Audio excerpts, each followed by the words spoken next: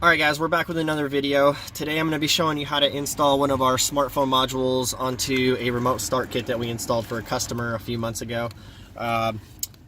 This one's actually pretty straightforward. I'm going to go ahead and show you how to connect it and sync it up to the box. The smartphone package contents include, there's one adapter, two adapters, a smartphone module, and then a main harness which is about 24 inches long. So first what we're going to do is go ahead and take the main harness here. It has the black connector on it, plug it directly into the phone module. The other end of it has a blue connector.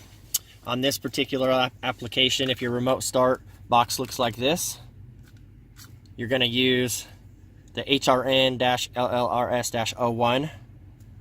So plug the blue connector into the blue port.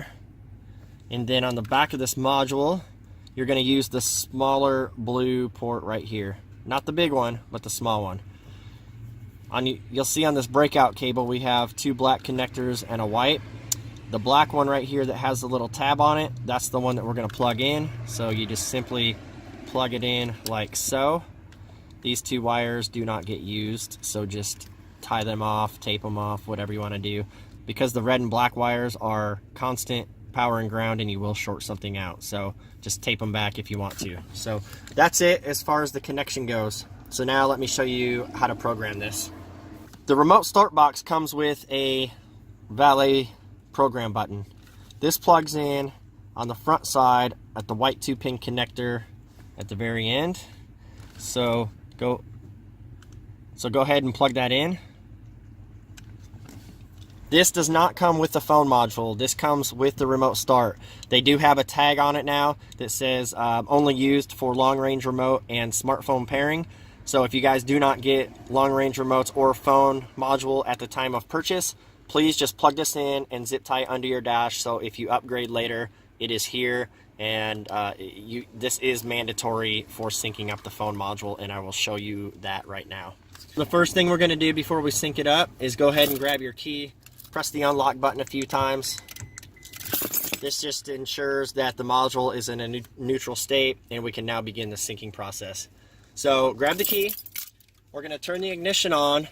This amber light right here is going to turn on. As soon as that turns on, we're going to press and hold this button. And then back here where the yellow wires are, there's going to be a red flashy light. So let me go ahead and demonstrate this process. So I got the key in. Ignition is on. You see the amber light. Immediately push and hold this, and you'll see that red light back there begin to flash like so. And now tap this 5 times. So 1, 2, 3, 4, 5. Push and release the brake pedal. You'll see the light blink once, and now programming is complete. Now make sure when you guys load the app onto your phone and get to the setup process, you do select Fortin as the protocol. If you do not, then this module will not work.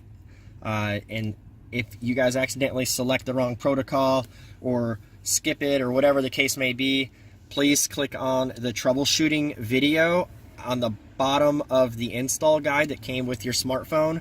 There is a QR code that you can scan, and it will take you to our troubleshooting steps to get your phone module working.